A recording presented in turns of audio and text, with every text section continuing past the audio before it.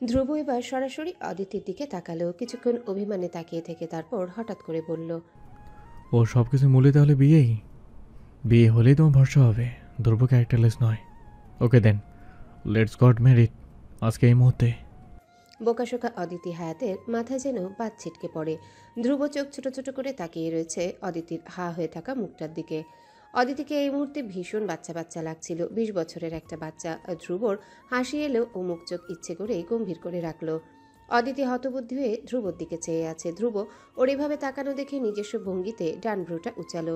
অধরে দাঁত চেপে ঠান্ডা স্বরে বলল, কি তাকিয়ে আছো কেন এভাবে? Any problem? কথাটা বলে ধ্রুব এগিয়ে গিয়ে অদিতির হা হয়ে থাকা মুখটা থুতনি ঠেলে বন্ধ করে দিয়ে ভ্রু বাঁকিয়ে ভয়পর ভান করে বলল। Your reaction is scaring me. Dhruv সরে বসল। অদিতির হা হয়ে থাকা মুখটার বন্ধ আপাতত। অদিতি বিস্ময় চেপে রেখে বলল, মানে এইভাবে এই অবস্থায়? ধ্রুব অবাক হওয়ার ভান ধরে নিজের দিকে তাকালো। এই মুহূর্তেও ও ক্যাজুয়াল একটা টি শার্ট ট্রাউজার পরে আছে। বাসার ড্রেস দেখে ধ্রুব ভ্রু বাঁকিয়ে অদিতিকে দেখলো, তারপর গা ছেড়ে দিয়ে বলল, টি শার্ট পরে বিয়ে করা যায় না? পাঞ্জাবি পরতে হবে? ফাইন, আজকে তোমাকে গিয়ে নিয়ে শপিং করিয়ে দিব, দুজনেরই হবে। অদিতি বিরক্ত হয়ে গেল। এবার ধ্রুবর মজা করাটা ওর একটুও ভালো লাগলো না।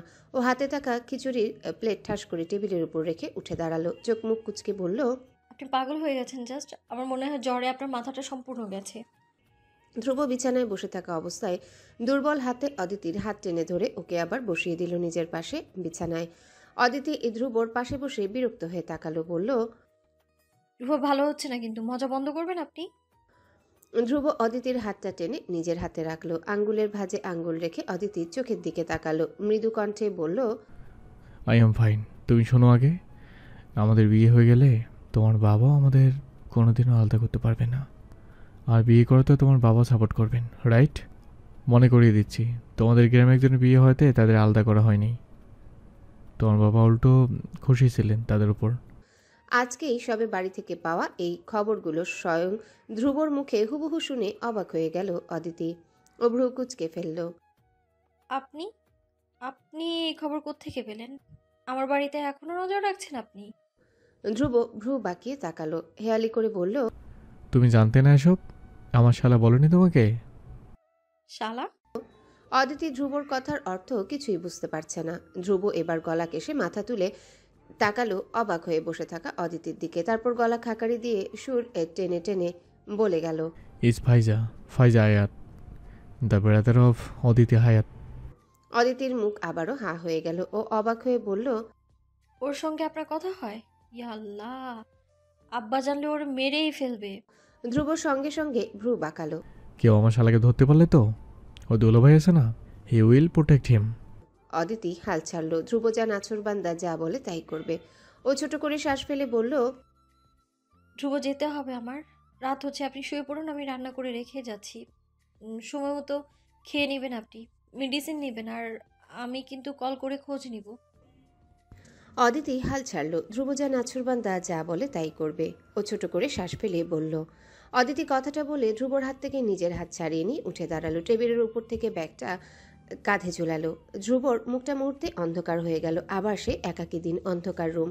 ছোট থেকে একা একা থেকে এতকাল অভ্যাস হলেও এখন অদিতি ওর জীবনে আসার পর মনে হয় কেউ একটা থাকুক পাশে, হাতে হাত রেখে চোখে চোখ রেখে মনে মন ছুঁয়ে রয়ে যাক সারাটা জীবন। ঘরটা অন্ধকার না হয়ে মোমবাতির আলোয় ঝিলমিলাক।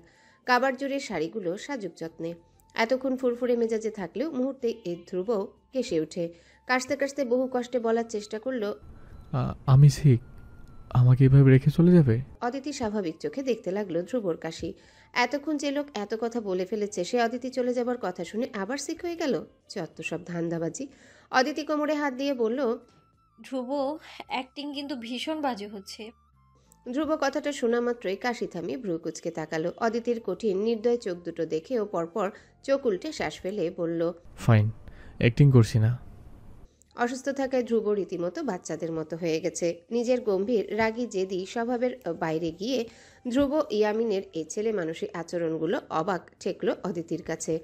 অদিতি ধ্রুবর দিকে চেয়ে বলল, আপনার কথা বলার ধরন শুনে মনে হচ্ছে না আপনি আর সিক আছেন। ব্রেইন ঠিকই ফাংশন করছে।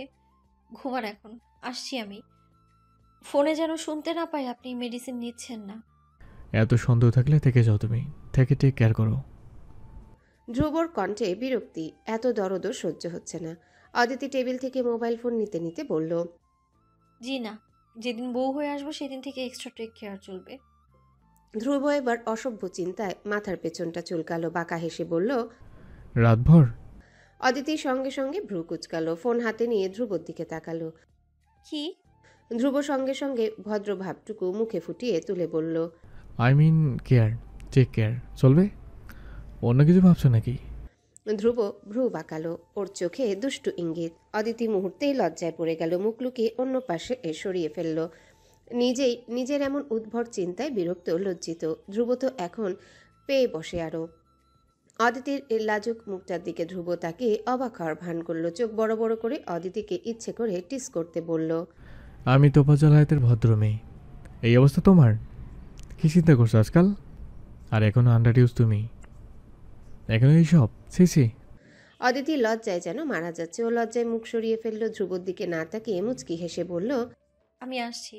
অদিতি চলে যাবে তার আগে ধ্রুব মজা থামিয়ে পেছন থেকে ডাকলো। দাঁড়াও। অদিতি দাঁড়ালো, পেছনে ফিরে তাকালো। ধ্রুবর শরীর থেকে কম্বল এক ঝটকায় সরিয়ে কোনো রকমে উঠে দাঁড়ালো বিছানা থেকে। ঠান্ডা লাগছে বিধায় টি শার্টের উপরে গ্রে কালারের হুডি পরে নিল। টেবিলের উপর থেকে বাইকের চাবি হাতে নিতে নিতে বলল, পৌঁছে দিই চলো। একটু আগে ধ্রুব জ্বরে কথা অবধি বলতে পারেনি, এখনও নিজের স্বভাবের মধ্যেও আসেনি। আর এখন এত দূর বাইক চালাবে? অদিতি সঙ্গে সঙ্গে মানা করে বলল। না না, লাগবে না, আপনি বিশ্রাম নিন আপনি। ধ্রুব ও বাইকের চাবি পকেটে ঢুকাতে ঢুকাতে এগিয়ে এলো। অদিতির পাশে দাঁড়াতে ছোট মোটো অদিতিকে মাথা তুলে তাকাতে হলো ধ্রুবর দিকে। ধ্রুব মৃদু হেসে অদিতির নাকে আঙ্গুল দিয়ে হালকা করে টোকা দিয়ে বলল, ধ্রুব ঠিক হতে পারে, কিন্তু নিজের রেসপন্সিবিলিটি জানে। পাকামো না করে চলো এখন। অদিতি নাকে হাত দিয়ে দাঁড়িয়ে রয়েছে। ধ্রুব ওকে ফেলেই আগে আগে হাঁটা ধরেছে ততক্ষণে। অদিতি কি করবে আর? এই ছেলেকে যা বোঝাবে তার উল্টোটাই বুঝবেন, তাই অনিচ্ছা সত্ত্বেও পা বাড়ালো ধ্রুবর সঙ্গে। বাইকের কাছে গিয়ে অদিতি আবারও ধ্রুবর দুর্বল দেহ দেখে কাতর গলায় মানা করে বলল, ধ্রুব, আপনি এই অবস্থায় বাইক চালাবেন? পাগলামো কেন করছেন? জ্বর আপনার এখনো কমেনি। ধ্রুব এবার বিরক্ত হলো ভীষণ। এই মেয়েকে নিয়ে কই যাবে ও? অদিতির কথা এক ফোঁটা পাত্তা না দিয়ে সোজা ওর মাথায় কালো রঙের হেলমেট পরিয়ে দিয়ে সেটার উইন্ডো বন্ধ করতে করতে বলল, আর কথা বলে বাইক কাজী অফিসের সামনে গিয়ে থামাবো। ধ্রুব জ্বর নিয়ে অনেক কিছু করতে পারে। You can't imagine that. Aditi ভ্রু কুচকে ফেলল। ধ্রুব বাইরে উঠে বসে হেলমেট মাথায় চড়িয়েছে। অদিতি সেভাবেই দাঁড়িয়ে ধ্রুবকে দেখতে লাগলো। ধ্রুব বাইকের ইঞ্জিন চালু করে হেলমেটের উইন্ডোর ফাঁকে অদিতির দিকে তাকালো। ওর এমন তাকানো দেখে অদিতি সুরসুর করে উঠে বসলো বাইকে। বাইকের হ্যান্ডেলে হাত দিতে ধ্রুব ওর সামনে চেয়ে গম্ভীর গলায় বলল, ওটা ধরলে পড়ে যাবে, আমাকে ধরে বসো। অদিতি জানে হ্যান্ডেল ধরলেও পড়ে যাওয়ার সম্ভাবনা বেশি। তোফাজ্জলের সঙ্গেই ও জীবনে বাইকে উঠেছে, যতবার বাবার সঙ্গে বাইকে উঠেছে জাপটে ধরেছে। ধ্রুবকে কিভাবে ধরবে? অদিতি ভয় পেয়ে না চাইতে ধ্রুবর পেটের দুপাশে হুডি আঙ্গুলের ফাঁকে হালকাভাবে খামচে ধরে রাখলো। লজ্জায় আয়নার দিকে আর তাকালো না, মুখ সরিয়ে অন্য পাশে তাকালোর ভীষণ অস্বস্তি হচ্ছিল। এভাবে কোনো ছেলের বাইকে ও অদিতি কুণ্ঠিত। ধ্রুব আয়নায় এতক্ষণ ধরে অদিতির এক একটা কাজ দেখছিল। অদিতি ধরে বসতেই ও নিশ্চিত হয়ে বাইক চালু করলো। হোস্টেলের সামনে আসতেই অদিতি তাড়াহুড়ো করে নেমে দাঁড়ালো। এতক্ষণ ধ্রুবর সঙ্গে বাইকে ছিল, জমে আছে যেন অদিতির সারা গা। ধ্রুব চাবি ঘুরিয়ে মাথা থেকে নিজে হেলমেট খুলল। ধ্রুবর এলোমেলো ব্রাশ ছাড়া ঝাঁকড়া চুলগুলো সঙ্গে সঙ্গে কপালের উপর ছড়িয়ে পড়ল। অদিতি তাকিয়ে রইল ধ্রুবর দিকে। অসুস্থ ধ্রুবকে মলিন চেহারাও খারাপ দেখা যাচ্ছে না, বরং হুডি গায়ে ঝাঁকড়া চুলে ধ্রুবকে দেখতে মারাত্মক লাগছিল। অদিতি লাজুক না হলে ধ্রুবকে বলে ধ্রুবর গায়ের ওই গ্রে রঙের হুডিটা চেয়ে নিত। ধ্রুব হেলমেট বাইকের হ্যান্ডেলে ঝুলিয়ে অদিতির দিকে তাকালো। অদিতি তখনও ধ্রুবর হুডির দিকে চেয়ে আছে। ধ্রুব অদিতির চোখ লক্ষ্য করে ভ্রু কুঁচকে নিজের পরনের হুডির দিকে তাকালো। পরপর মাথা তুলে অদিতির দিকে তাকিয়ে ভ্রু বাঁকিয়ে হঠাৎ বলল, লাগবে এটা? অদিতি চমকে উঠল, দ্রুত চোখ সরিয়ে বলল, কি? ধ্রুব স্বাভাবিক গলায় বলল, হুডি ভালো লেগেছে, নেবে? অদিতি লজ্জায় আইঢাই করে ওঠে। না না, আমি এমনিতেই। ধ্রুব অদিতির কথা পুরোটা শুনেইনি, নিজের মতো করে গা থেকে হুডিটা খোলা শুরু করলো। অদিতি চূড়ান্ত অপ্রস্তুত হয়ে গেল, যেন এভাবে কেন হ্যাবলার মতো হুডির দিকে তাকিয়েছিল। রাগে নিজেকে থাপ্পড় দিতে মন চাইল ওর। অদিতি দু হাতে মানা করলো, লাগবে না আমার। আমি ছেলেদের এটা নিয়ে কি করব? ধ্রুব হুডিটা শরীর থেকে খুলে অদিতির হাতে জোর করে গছিয়ে দিয়ে স্বাভাবিক গলায় বলল, এটা ছেলেদের না, ধ্রুবর, তোমার ধ্রুবর, নিতেই পারো তুমি। You have now legal right for this. Aditi নিজের হাতে ধ্রুবর জোর করে দেওয়া হুডির দিকে তাকিয়ে আবারও ধ্রুবর দিকে তাকালো। ধ্রুব হালকা করে হেসে অদিতির নাকে আঙ্গুল দিয়ে আলতো করে টোকা দিয়ে বলল, নাকটা লাল হচ্ছে, চেরি টমেটোর মতো লাগছে দেখতে। Yummy tomato. জি। অদিতি তাড়াহুড়ো নাকে হাত দিল। ধ্রুব এক ভ্রু উঁচাতেই অদিতি লজ্জায় নাক থেকে হাত সরিয়ে নিল। লাজুক গলায় হালকা হেসে বলল, আসি। ধ্রুব নরম গলায় বলল। বাই। অদিতি ধ্রুবর হুডি হাতে চলে যাচ্ছে। ধ্রুব তাকিয়ে রইল ওর যাওয়ার দিকে। বড় শাল অদিতির গায়ে জড়ানো, তবুও শালের ফাঁকে উকি দিচ্ছে ওর লম্বা মেনুনি। ভালো লাগছে দেখতে। অদিতি হোস্টেলের গেটের সামনে যেতে ধ্রুব চোখ সরিয়ে নিল। হেলমেট হাতে নিয়ে মাথায় দিবে, তখন হোস্টেলের গেটের সামনে দাঁড়িয়ে অদিতি পেছনে ফিরে ডাকলো, ধ্রুব। ধ্রুব হেলমেট হাতে মাথা ঘুরিয়ে তাকালো। অদিতি লম্বা শ্বাস ফেলল, তারপর ধ্রুবর প্রশ্নবোধক দৃষ্টির দিকে চেয়ে মৃদু কণ্ঠে বলল, আপনার বউ হলে এই হুডিগুলো কি সব আমার হয়ে যাবে? ধ্রুব অবাক হয়ে তাকিয়ে রইল অদিতির দিকে। ওর অবাক চোখ মুখ, তারপর ধীরে ধীরে হেসে উঠল। ধ্রুব মৃদু হেসে মাথা নাড়ালো। অ্যাবসোলুটলি। অদিতি লাজুক হাসলো। হাতের হুডিটা এক হাতে নিজের সঙ্গে শক্ত করে চেপে হেসে বাম হাত নেড়ে আবারও ফিসফিস করে বলল, বাই। ধ্রুব উত্তরে মৃদু হেসে বাই বলে হাত নাড়ালো। অদিতি উত্তর পেয়ে লাজুক হেসে ভেতরে ঢুকে গেল। অদিতি যেতে ধ্রুব ডান হাতের আঙ্গুলের ডগায় কপাল চেপে হেসে ফেলল শব্দ করে। কপাল চুলকে বিড়বিড় করলো। বাচ্চা একটা। ধ্রুবর জ্বর আবারও বাড়ছিল। বাইক চালাতে চালাতে সেটা ভীষণভাবে টের পাচ্ছিল সে। হুডি পরা থাকলে হয়তো বা এতটা হিম করা ঠান্ডা লাগতো না। হুডির কথা মনে পড়তে ধ্রুবর গম্ভীর ঠোঁটে হালকা একটা হাসি দেখা গেল। ধ্রুব বাইকের হ্যান্ডেলে রাখা অদিতির পরা হেলমেটটার দিকে তাকালো। হালকা হেসে হেলমেটটার উইন্ডো বন্ধ করে দিয়ে বিড়বিড় করলো, এই গাইস, আই অ্যাম বিং ডিসপায়ার্ড লাভার। একচোট শীতল বাতাস শরীরে ঝাপটে পড়তেই শরীরের ভেতর কাঁপুনি শুরু হলো।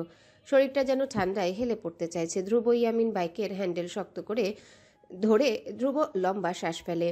নিজেকে স্থির রাখার ব্যর্থ চেষ্টাও করে গেল পুরোটা রাস্তা। বাড়ির সামনে পৌঁছাতেই গেটের বাইরে সৌরভ ইয়ামিনের নিজস্ব টয়োটা গাড়ি দাঁড়ানো দেখতে পেল সে। সামনে টহলরত দুইজন পুলিশ সদস্য একবার তার দিকে তাকে আবার নিজেদের মধ্যে কথা বলতে লাগলো। ধ্রুব বাইক পার্ক করে বাড়ির দিকে এগিয়ে গেল। দরজা ঠেলে ভেতরে ঢুকতেই বসার ঘরের আলো তার চোখে এসে লাগলো। সোফায় সৌরভ ইয়ামিন বসে আছেন, কালচে সাদা শার্ট, কালো কোট পরা, চোখের নিচে গভীর ক্লান্তির ছাপ। তার পাশে কয়েকটি লাগেজ রাখা, বেশ কয়েকটি গুরুত্বপূর্ণ ফাইল টেবিলের উপর এলোমেলোভাবে ছড়িয়ে আছে। সৌরভের মুখে সেই পুরনো শাসনের ছায়া। ধ্রুব কয়েক সেকেন্ডের জন্য স্থির হয়ে দাঁড়িয়ে রইল। তার ঠোঁটের কোণে বিদ্রুপের হাসি খেলে গেল। চোখের দৃষ্টিতে অবজ্ঞা স্পষ্ট। নিশ্চয়ই বিড়িতে কাজ ছিল, আর সেই কাজের কারণে সবাইকে ধ্রুবর অসুখের বাহানা শুনিয়েছেন। এগেন পুরনো ড্রামা। এক মুহূর্তের জন্য সৌরভের চোখের দিকে তাকিয়ে ধ্রুব পাশ কাটিয়ে চলে যেতে লাগলো। সৌরভ পেছন থেকে কঠোর গলায় ডাকলেন, দাঁড়াও ধ্রুব। সৌরভের গম্ভীর কণ্ঠ ঘরের নীরবতাকে ভেঙে দিল। ধ্রুব থেমে গেল, কিন্তু পেছনে ঘুরল না। হাতের আঙ্গুলগুলো মুষ্টিবদ্ধ হয়ে উঠল। কয়েক সেকেন্ড নীরব থাকার পর ধীরে ধীরে ঘাড় ঘুরিয়ে পেছনে তাকালো। সৌরভ এবার উঠে দাঁড়িয়েছেন, চওড়া কাঁধ, সোজা তীক্ষ্ণ দৃষ্টি। ধ্রুবর দিকে চেয়ে কঠিন গলায় প্রশ্ন করলেন, তুমি এই জ্বর নিয়ে বাইরে কোথায় গিয়েছিলে? আমি পাগলের মতো সব কিছু ফেলে এখানে এসেছি। হারুন বলল তুমি খাওনি কিছু, এখন রেস্ট না নিয়ে কোথায় ছিলে? ধ্রুবর ঠোঁট বাঁকা হাসিতে বেঁকে গেল। তার চোখে তীব্র বিদ্রুপ ফুটে উঠল। তোমাকে সব ভালো লাগবে নাকি? সৌরভের চিবুক শক্ত হয়ে গেল, চোখের মনি সংকুচিত হয়ে উঠল। রাগ যেন ধীরে ধীরে জমাট বাঁধছে তার শরীরে। বেয়াদবি একদম করবে না ধ্রুব। কোথায় গিয়েছিলে তুমি? ধ্রুব কিছু না বলে চোখ সরিয়ে নিল। মুখের অভিব্যক্তি থেকে অবজ্ঞার ছাপ একটুও মুছে যায়নি। ঘরের পরিবেশ থমথমে হয়ে উঠল। রান্নাঘরের ভেতর থেকে হারুন বাপ ছেলের উত্তেজিত কণ্ঠস্বর শুনে ভয় পেয়ে ছুটে এলো। ধ্রুব সৌরভ নামক স্বয়ং দুটো বাক্যে একে অপরের মুখোমুখি দাঁড়িয়ে থাকতে দেখে হারুনের মুখে ভয় আর উৎকণ্ঠার ছাপ খেলে গেল।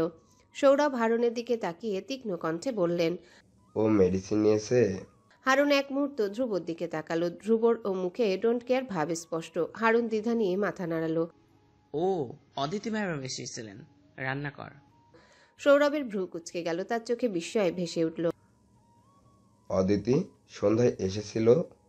হারুন এবার নিচু গলায় বলল, জি, ধ্রুব স্যার কিছু খাইছেন না, তাই উনি রান্না করে রেখে গেছেন স্যারের জন্য, আর এখন ধ্রুব স্যার ওনাকে পৌঁছে দিতে গিয়েছেন।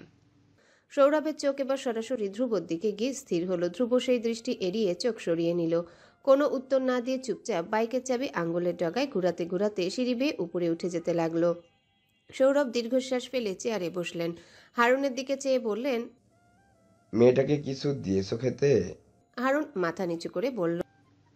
নুডলস দিয়েছিলাম, খাননি ম্যাডাম। সৌরভ এক দীর্ঘশ্বাস ফেলে মাথা নিচু করলেন। মনে মনে হয়তো কিছু ভাবলেন, তারপর হাত তুলে ইশারা করে হারুনকে চলে যেতে বললেন। পাশে সেক্রেটারি রাহুল আইপ্যাড হাতে দাঁড়ানো, আইপ্যাডে কিছু একটা করছে। সৌরভ জিজ্ঞাসা করলেন, সমস্যা সলভ হয়েছে? রাহুল চিন্তিত গলায় বললেন, হিসেব এখনো মিলছে না স্যার, চেষ্টা করছি আমরা। টিম লাগিয়েছিলাম, ওরা পজিটিভ উত্তর দিতে পারছে না। সৌরভ এবার রেগে গেলেন, চিৎকার করে বললেন, ঘোড়ার ঘাস কাটে বসে বসে তুমি আর তোমার টিম একটা খাতার হিসাব মেলাতে পারছো না। যদি কোনোভাবে এটা মিডিয়ার কানে যায়, ভাবতে পারছো কি হবে? রাহুল দ্রুত বলল। স্যার আমরা ট্রাই করছি, আপনি প্লিজ শান্ত হন। সৌরভ উঠে দাঁড়ালেন, টেবিল থেকে মোবাইল হাতে নিয়ে আঙ্গুল উঁচিয়ে রাহুলকে শাসালেন। আজকের মধ্যে সব সলভ করো। করতে পারলে স্যালারি বাড়বে, না পারলে চাকরি থেকে রিজাইন দিবে। রাবিশ, লোকজন পুষে রেখেছে এতদিন। সৌরভ রাগে গজরাতে গজরাতে সিঁড়ির দিকে এগুলেন। ধ্রুব তার রুমের বেডে হেলান দিয়ে বসে আছে, ঘরের আলো কমিয়ে রেখেছে। চুলগুলো এলোমেলো, চোখের পাতা ভারী। পাশের টেবিলে রাখা পানির বোতলটা খালি। কিছুক্ষণ পর দরজায় টোকা পড়ল। ডাক্তার আফজাল প্রবেশ করলেন, সাথে সৌরভও। ধ্রুব তাদের দেখা মাত্রই বিরক্তিতে ভ্রু কুঁচকে ফেলল। শুরু হবে এসের ডাক্তারি নাটক এখন। ভালো লাগে না আর এসব। ধ্রুবর ভাবনা মতোই বেশ অনেকক্ষণ ধরে আফজাল পরীক্ষা করলেন ধ্রুবকে। তাপমাত্রা মেপে কিছুক্ষণ চেক আপ করে বললেন, জ্বর একটু কমেছে, প্যারাসিটামল চালিয়ে যেতে হবে। বৃষ্টিতে ভিজে থাকার কারণে এই অবস্থা আরো খারাপ হয়েছে, তবে বিশ্রাম খুব দরকার।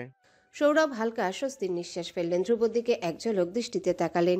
সেই দৃষ্টিতে ছিল পিতৃসুলভ যত্ন আর উদ্বেগ। ধ্রুব সেই দৃষ্টি এক মুহূর্তের জন্য এড়াতে পারল না, কিন্তু সাথে সাথে মুখ ফিরিয়ে নিল। ঠোঁটের কোণে বিদ্রুপের হাসি টেনে বলল, যত ন্যাকামো। অথচ ধ্রুব জানলই না সৌরভে ইয়ামিন এই মুহূর্তে লাইফের সবচেয়ে কঠিন সময়টুকু পার করছেন। তবু এই সময়েও ছেলের প্রতি নিজের দায়িত্বগুলো ঠিকঠাক করে যাচ্ছেন। ধ্রুব যতই ওনার থেকে মুখ ফেরাক, সৌরভ ধ্রুবর মাকে মৃত্যুর সময় কথা দিয়েছেন মাহারা ছেলেকে পুরোটা সময় দুহাতে আগলে রাখবেন, কোনোদিনও মায়ের অভাব বুঝতে দেবেন না। তবু এত চেষ্টা করেও সৌরভ পারেনি। ধ্রুব বরং কয়েক লক্ষ মাইল দূরে সরে গেছে তার থেকে। ডাক্তার চলে গেলেন। সৌরভ ছেলের ক্লান্তিতে ভেঙে পড়া মুখটার দিকে তাকিয়ে ধীরে ধীরে বললেন, কি খাবে, স্যুপ নাকি অন্য কিছু? ধ্রুব চোখ বন্ধ করে শুয়ে পড়ল, মাথার উপর কম্বল টেনে বলল, I need sleep now. Sourav কিছু বলতে গিয়ে থেমে গেলেন। হাত বাড়িয়ে ছেলের কপালে হাত রাখার ইচ্ছা ছিল, কিন্তু ফোনের রিংটোন সেই মুহূর্তটাকে ভেঙে দিল। ফোনের স্ক্রিনে ভেসে উঠল তোফাজ্জল নামটা। ধ্রুব দেখল নামটা, ওর ভ্রু কুঁচকে গেছে মুহূর্তেই। ও তাকালো সৌরভের দিকে। সৌরভ স্বাভাবিকভাবেই ফোন রিসিভ করলেন। কি তোফাজ্জল, কেমন আছো? অনেকদিন পর কল দিলে। ওপাশ থেকে ভেসে এলো গম্ভীর কণ্ঠ। ভালো, তোমরা? সৌরভ বললেন, একটু ঝামেলায় আছি। ভাবির বাচ্চারা ভালো তো? তোফাজ্জল উত্তর দিলেন। হ্যাঁ, আছে ভালোই। সৌরভ বললেন, তোমার মেয়ের কি খবর, বিয়ে হয়ে গেছে? তোফাজ্জল থামলেন, বললেন, না, পাত্রের সমস্যা থাকায় বিয়েটা হয়নি। পাত্র খুঁজছি ওর জন্য। তোমার জানা মতে ভালো পাত্র থাকলে আমাকে বলিও। সৌরভ স্বাভাবিকভাবেই বললেন। নামটা যেন কি তোমার মেয়ের? ওপাশ থেকে উত্তর এলো, অদিতি হায়াত। সৌরভের চোখ বড় হয়ে গেল। ধ্রুব চমকে তাকালো। দেয়ালের গায়ে ঝোলানো অদিতির ওই নীল শাড়ি পরা ছবির দিকে এক ঝলক তাকালেন সৌরভ। সৌরভ আলগোছে ধ্রুবর দিকে চেয়ে বললেন, ছবি আর বায়োডাটা পাঠিয়ে দিও, আমি দেখছি। কল কাটলেন সৌরভ। ফোনের ওপাশে ছবিটা দেখে সৌরভ ধ্রুব দুজনের ভ্রু একসঙ্গে কুঁচকে গেল।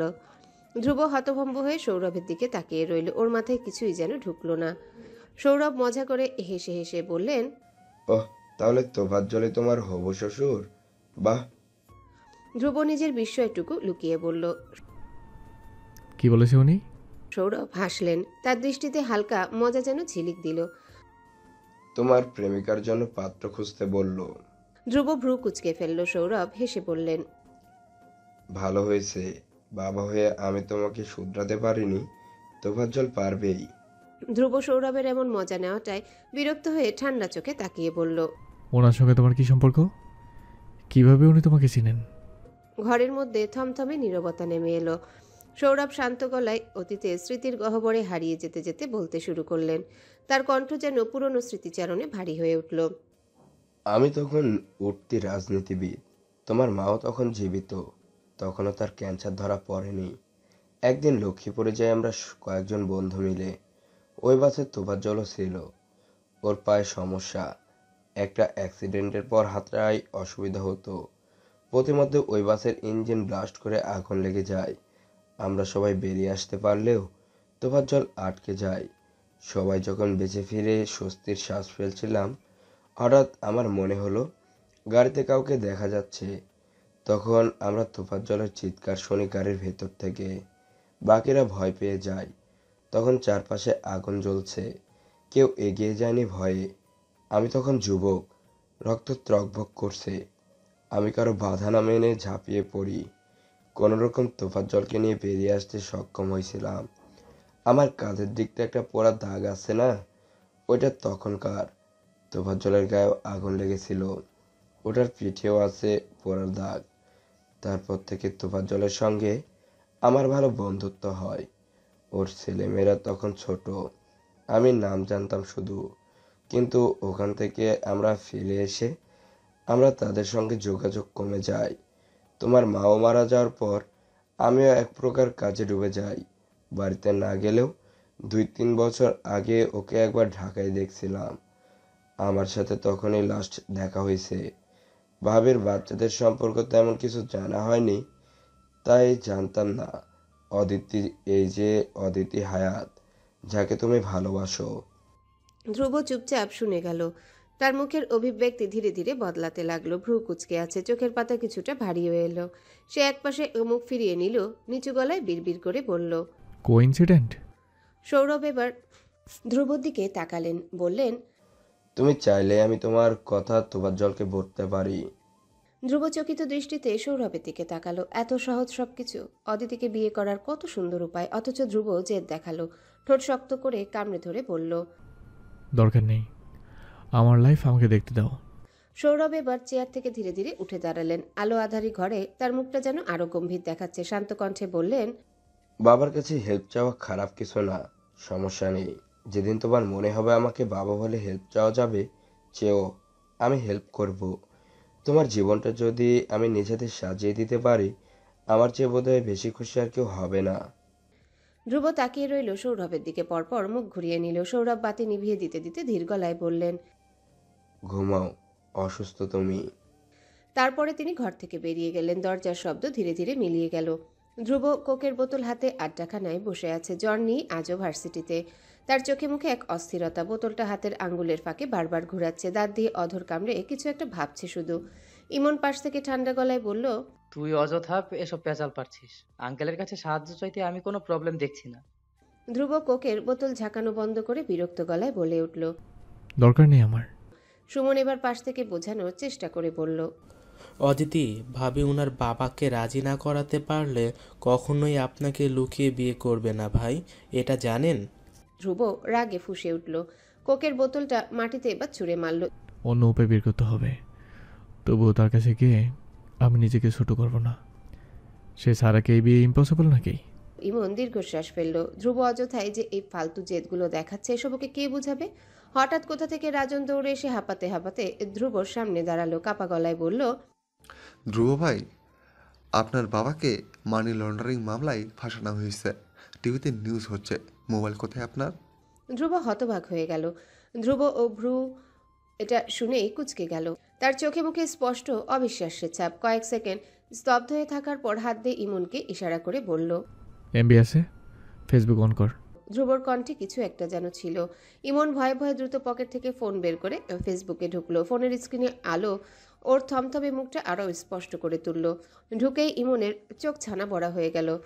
পুরো নিউজ ফিড জুড়ে একের পর এক পোস্ট, লাইভ ভিডিও আর নিউজ আর্টিকেল। সৌরভ ইয়ামিনের মানি লন্ডারিং কাণ্ড বড় বড় হেডলাইন। সংবাদপত্রের কাটআউটের মতো ভেসে উঠছে স্ক্রিন জুড়ে। কিছু পোস্টে পুলিশের ছবি, কিছু পোস্টে সৌরভ ইয়ামিনের সাদা অলিভ রঙের বাড়ির সামনে বিশাল পুলিশ বাহিনীর উপস্থিতি। ইমন ফাঁকা ঢোক গিলে ভয়ে কাঁপতে থাকা হাতে নিজের ফোনটা এগিয়ে দিল ধ্রুবর দিকে। ধ্রুব ধীরে ধীরে ইমনের হাত থেকে ফোনটা নিল। ওর চোখের মনি স্ফীত হয়ে উঠল। আঙ্গুল দিয়ে দ্রুত স্ক্রল করতে লাগলো। একের পর এক ভয়াবহ তথ্য ভেসে উঠছে স্ক্রিনে। তারপর ধ্রুব ইউটিউব খুলল, চোখ মুখ শক্ত করে একটা ভিডিও ক্লিপ চালু করলো। ভিডিওটি মাত্র 10 মিনিট আগে আপলোড করা হয়েছে। নিউজ অ্যাঙ্কারের তীক্ষ্ণ কণ্ঠস্বর ভেসে উঠল। খাদ্যমন্ত্রী সৌরভ ইয়ামিনকে মানি লন্ডারিংয়ের অভিযোগে আটক করা হয়েছে। এই অবৈধ অর্থ পাচার চক্র চলছে গত 10 বছর ধরে। গোয়েন্দা সংস্থার তদন্তে উঠে এসেছে চমকে দেওয়ার মতো তথ্য। প্রায় 100 কোটি টাকা পাচারের অভিযোগ রয়েছে তার বিরুদ্ধে। আজ দুপুরে পুলিশ কমিশনার হিমেল হোসেন চিরুনি তল্লাশি চালাচ্ছেন ইয়ামিন বাড়িতে। মন্ত্রীর ব্যক্তিগত বাংলো থেকে তাকে আটক করা হবে। আরও বিস্তারিত জানাবেন আমাদের প্রতিবেদক ফায়াজ। ধ্রুব ভিডিওটি শেষ হওয়ার আগেই ফোনটা বন্ধ করে ইমনের দিকে তাকালো। তার চোখে বিস্ময়, রাগ আর হতাশার মিশ্রণ। ইমন আশেপাশে তাকালো, কেউ কি ওদের দেখছে? তারপর ধ্রুবর দিকে ঝুঁকে ফিসফিস করে বলল, তুই এসব জানতিস? তুই কি কোনোভাবে এর সঙ্গে জড়িত আছিস? ধ্রুব এই কথা শুনে ইমনের ফোনটা ছুঁড়ে মারল তার কোলে। ইমন দ্রুত ক্যাচ করলো, ফোনটা শক্ত করে চেপে ধরল যেন সেটা হাত থেকে পড়ে না যায়। ধ্রুব দ্রুত কয়েকটা বড় বড় পা ফেলে বাইকের দিকে এগিয়ে গেল। তার মুখ কঠোর, চোখ দুটো আগুনের মতো জ্বলছে। রাজন আর সুমন একে অপরের দিকে তাকিয়ে উদ্বিগ্ন গলায় বলল, ভাই আমরাও যাচ্ছি। ইমন ভাই, আপনি ভাইয়ের লগে যান। ইমন তাড়াতাড়ি ধ্রুবর পেছনে বাইকে চেপে বসলো। বাইকটা স্টার্ট দেওয়ার পর মুহূর্তে ধ্রুবর গতি বাড়িয়ে দিল। ইমন বাইকের 180 স্পিড দেখে ভয়ে ধ্রুবর কাঁধে হাত চেপে ধরল। ধ্রুব অদ্ভুত আচরণ করছে। তার গভীর শ্বাস নিতে থাকা কাঁধগুলো বোঝাচ্ছিল ভিতরে কি যেন দাউ দাউ করে চলছে। ইমন তার কাঁধে হাত রেখে ভাবছিল, যে বাবাকে ধ্রুব কখনো বাবা বলে স্বীকারই করেনি, সেই বাবার জন্য ওর আজ এতটা অস্থিরতা কেন? অদিতি অনেক দিন পর পড়ার টেবিলে বসেছে। সামনে সেমিস্টার ফাইনাল। বইয়ের পাতাগুলোর সামনে খোলা থাকলেও অদিতির মন অন্য কোথাও। সময়ের চাপ, নতুন নতুন প্রেমের দহন, তার মধ্যে পড়ার চাপ, সব মিলিয়ে মাথার ভেতর যেন যুদ্ধ চলছে। হঠাৎ দরজা ঠেলে তানিয়া দৌড়ে ঢুকল রুমে। তার কপালে বিন্দু বিন্দু ঘাম, নিঃশ্বাস দ্রুত। তানিয়া কোনো কথা না বলে সরাসরি ফোনটা অদিতির সামনে ধরল। অদিতি ভ্রু কুচকে তানিয়ার দিকে তাকালো। তানিয়া একশ্বাসে বলে গেল, তোর হবু শ্বশুরকে পুলিশে নিয়ে যাবে আজ। পুরো মিডিয়া খেপে গেছে। অদিতি তানিয়ার দিকে চেয়ে পরপর অবিশ্বাসের চোখে ফোনের দিকে তাকালো। নিউজ ফিডে শুধু একটাই নাম ঘুরপাক খাচ্ছে, সৌরভ ইয়ামিন। তানিয়া বলল, অনেক তো আন্দাজ করেছে ধ্রুব ভাইও এতে জড়িয়ে আছে। পুলিশ প্রমাণ পেলেই ওনাকে নিয়ে যাবে। অদিতি অবিশ্বাস নিয়ে বলল, ধ্রুব এসব কখনোই করবে না। তানিয়া বলে উঠল, ধ্রুব ভাই কি আদৌ জানিস? তার বাবার ডান হাত। মন্ত্রী মানুষ, খুন খারাপি, এইসব ছোটোখাটো মানি লন্ডারিং, এসব ওদের কাছে দুধ ভাত। ধ্রুব ভাই যে আঙ্কেলের সব কাজে হেল্প করে এটাই সবাই জানে। আমার মনে হচ্ছে ধ্রুব ভাইও এই কেসে ফেসে যাবে। কল করেছিস ওনাকে? অদিতি তানিয়ার বাকিটা আর শুনল না। দ্রুত উঠে দাঁড়িয়ে ধ্রুবকে কল দিল। ধ্রুব সবে বাড়ির সামনে বাইক থামিয়ে নামলো। বাড়ির সামনে বিশাল ভিড়, আশেপাশে মিডিয়ার লোকজন। বাড়ির সামনে মানুষ গিজগিজ করছে। পুলিশের বিশাল বাহিনী লাঠি উঁচিয়ে মানুষদের সামলাচ্ছে। কেউ কেউ মোবাইল তুলে ভিডিও করছে। ধ্রুব বাইক থেকে নামতে তার ফোন বেজে উঠল। স্ক্রিনে ভেসে উঠল অদিতিস কলিং। ধ্রুব বিরক্ত হয়ে এক মুহূর্তের জন্য ফোনের দিকে তাকালো, তারপর কলটা কেটে দিল। তারপর সে এগিয়ে গেল পুলিশ ব্যারিকেডের দিকে। ঠিক তখনই গোয়েন্দা সংস্থার গাড়ি এসে থামল। দরজা খুলে বেরিয়ে এলেন তাকবির দেওয়ান। তিনি মোবাইল কানে নিয়ে কথা বলছিলেন। ধ্রুব তার দিকে এগিয়ে গেল। তাকবির দেওয়ান ফোন রেখে ধ্রুবর দিকে তাকালেন। ধ্রুব ওনার সামনে গিয়ে দাঁড়ালো, কিছুটা উদ্বেগ দেখিয়ে বলল, আঙ্কেল, এসব কি হচ্ছে? তাকবির দেওয়ান ধ্রুবর কাঁধে হাত রাখলেন। ডোন্ট ওয়ারি ধ্রুব, আমরা দেখছি বিষয়টা। ধ্রুবর চোখে রাগ। এসব ড্রামা মন্ত্রী জগতে নতুন নয়। 2 বছর আগেও সৌরভ ইয়ামিন আরেকটা কেসে ফেসেছেন। তাকবির দেওয়ান এর সাহায্যে সেই কেস সলভ করা হয়েছিল। ধ্রুব চোখ মুখ শক্ত করে বলল, এগিন আবার এসব মিলোড্রামা কি করছে? কি করছে এসব? আমাদের বের করে লাগবে, বড্ড উঠছে সবাই।